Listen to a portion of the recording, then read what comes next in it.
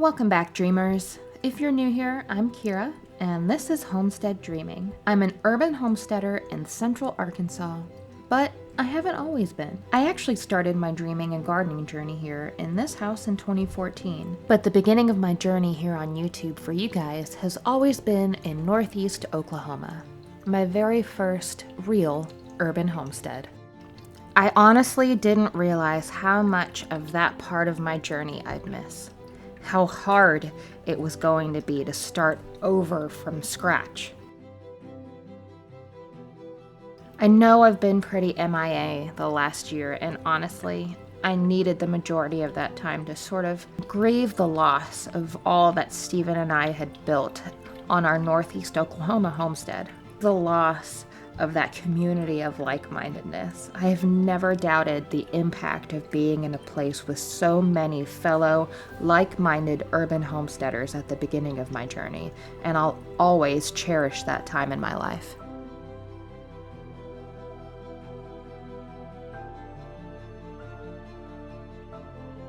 I've got to admit that rebuilding here wasn't something I particularly looked forward to. It was a chore.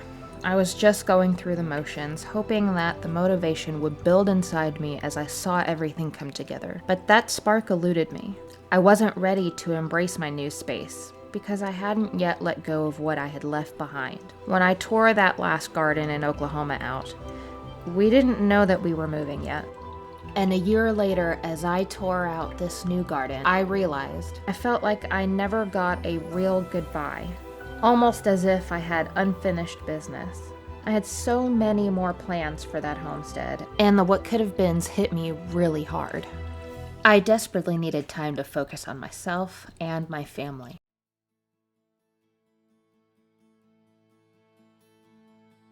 Once we really got settled and I felt at home in our space and routine, I let myself start dreaming again.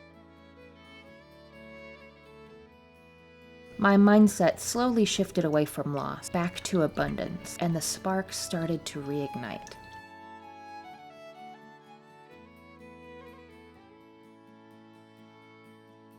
My mind has been spinning around all of the possibilities.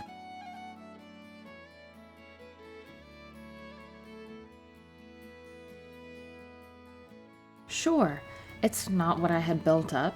And sure, it wasn't the farm I had dreamt of either. But my journey as an urban homesteader isn't over.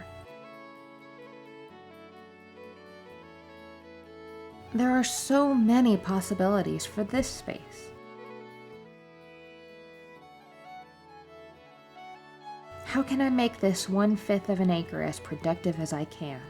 I've shown what can be accomplished on a downtown urban lot. Now let's see what we can do in the suburbs. New space, new parameters, new challenges to overcome.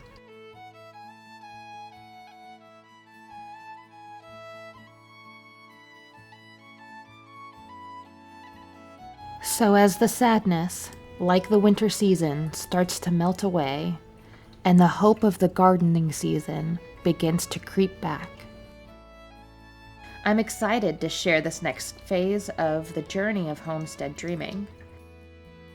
We've got so much planned for this 2023 season, and I really hope that y'all will stick around for the ride. And hopefully, no apple trees will go missing in action this time. Thanks for hanging out with me today. I'll see y'all on the next one.